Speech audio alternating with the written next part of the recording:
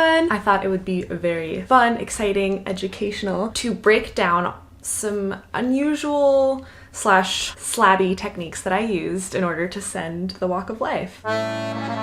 For those of you who don't know, I got the first female ascent of this beautiful, dangerous climb out in Devon, England, and it was just like such a beautiful, wonderful experience. It's, in my opinion, the harder, more dangerous neighbor of Once Upon a Time, which I did in 2021. I had to implement a lot of new slab techniques that I really didn't have so much confidence with, but by the end of the projecting week, I was so excited about certain movements, certain like little tricks that I used to be able to send such a long 50-meter slab, and I wanted to share them with you. So let's break it down. The first technique is full crimping. People are gonna be like, oh, you full crimp on every style of climbing, and that's totally true, but I do think that slab climbing offers this unique amount of full crimping that you have to implement. A full crimp is basically when you're putting your fingers on a crimp and then you put your thumb over to lock in and to make it kind of a stronger hold because your thumb is kind of covering either one or two fingers. You can also full crimp with your pinky on the other side. You can do different stacks depending on how small the edge or crystal that you're holding is, and I'm gonna kind of put this all under the category of full crimping. If you're on a slab, you're probably gonna be full crimping the entire way up the slab, unless it's like pure friction, but even then you find little crystals and nuggets, and like you are on smaller holds than any other style of climbing, which makes sense because you're more on your feet, so you can actually get a lot out of like a 1 millimeter crimp. So I put it down here because I think it's really cool to see just how small the holds that you can actually trust on slabs are. The second quintessential slab technique I used on Walk of Life is palming. So this is where you palm down on a hold in order to move up. And this is a really classic slab move. Do you palm anywhere else? Let me know in the comments below if I ever say anything and you're like, you use this part of your palm to just push down on a crimp or on like a flat pocket of the rock, and I used this a lot in order to kind of save my finger strength because, like I mentioned before, you are full crimping a lot, and so whenever I can like do something that's not a full crimp, I try to implement that. And it also helps with like leg strength as well, which brings us to the next technique I used, which is the heel rest. But this is the ever crucial heel rest. On a 50-meter slab, you are using your feet so much and your toes, like you're on tiny little edges, and then you're smearing and you're just constantly engaging your legs, like all of the muscles, calf muscles on either side, and then the toes. It's just a lot on the feet. And so I basically realized that the crux moves were becoming crux moves because my feet were cramping and they were tight. It was like my feet and my legs were pumped. And so what I would do is I would just find a nice ledge, right? Okay, let's see if I can get up. I'd find a nice ledge and I'd like put my heel on it and like lean onto the heel and then like shake my other leg. It's hard to do in my room, sorry. But like kind of like a dog, I would like shake my other leg out and then I would come back in and switch the heel and shake my other leg. It was so funny. Here you can see me implementing the heel rest.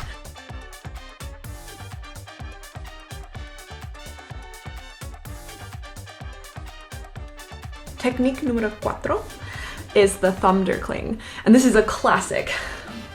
I love that I used thumbdercling in the Walk of Life. So it's when you use your thumbs, and mine are really fat and stubby. The internet knows this already, so hopefully this isn't a shock to anyone. They're strong though. And I'll use it to gain stability in a climbing move. So specifically for Walk of Life, there was this one move where you had to step up onto, it was like some kind of edge, right?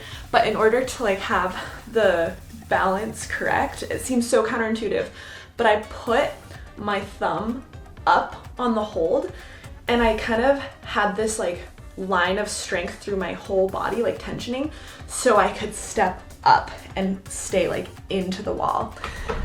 And I thought that was a really cool move. I was so happy. There was like this chalked thumbprint of mine that was on the underside of this hold, but it was just so funny because I just like saw this round little chalk print. I'm like, that's for my thumb, and then would do the step up and it would feel so in control. Speaking of thumbs and how powerful they can be, I actually did an Instagram story on this for like slab tips #1, I'll do a series, and I never did the series, but this is kind of the series but in long form.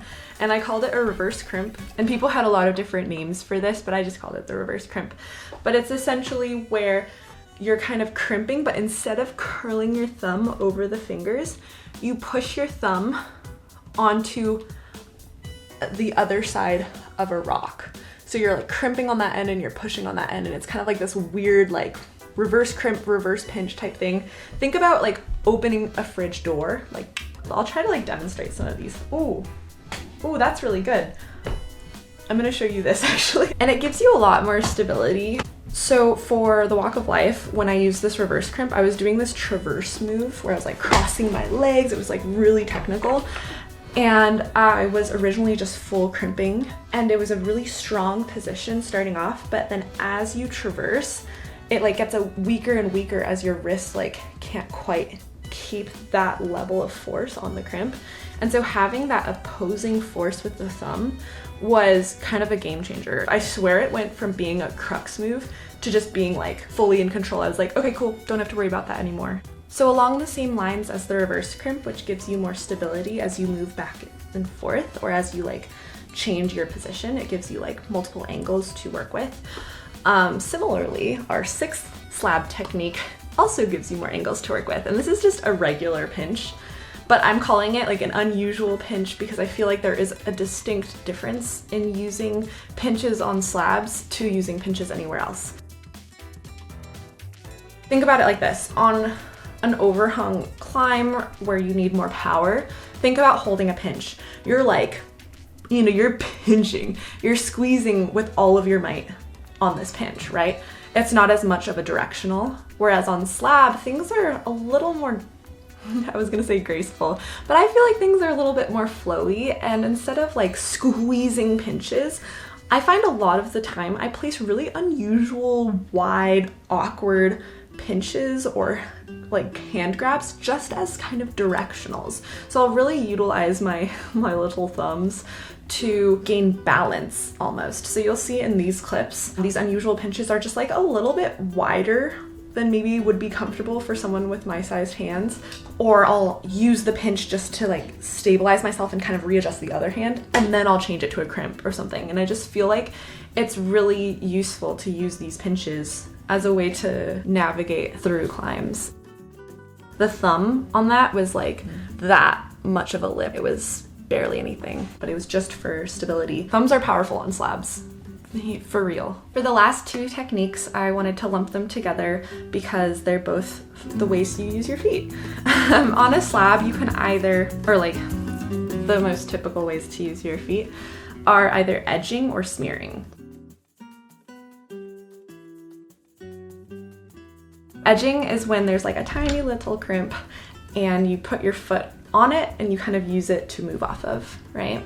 And then a smear is more like a post-it note, I guess. It's like a flat bit of the rock and you put your foot on it like this. Like you're not putting your toes on it, but you're trying to get as much of the surface area of your foot on the hold as possible in order to increase friction.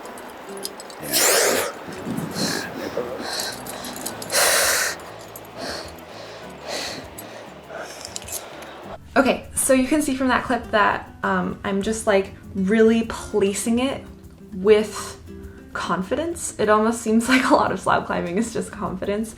So I like place it, I'm like, it will not fall, it is sticky. And then I kind of move off of it and really trust that my shoe is all the way on the flat bit of rock.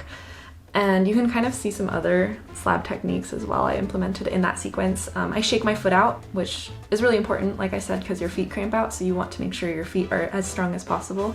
So little micro shakes for your feet are very important. So just to point out a difference between smear feet and edge feet is that when you're smearing, you are using so much of your force to create friction between the foot and the rock. And if you move in any direction too far, you'll lose that surface area that you have created, and you'll lose that friction and you'll slip off.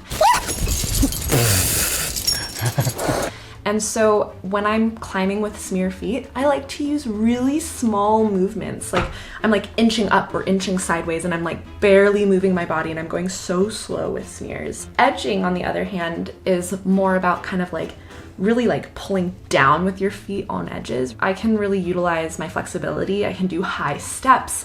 I can like do really big, powerful movements off of edge feet.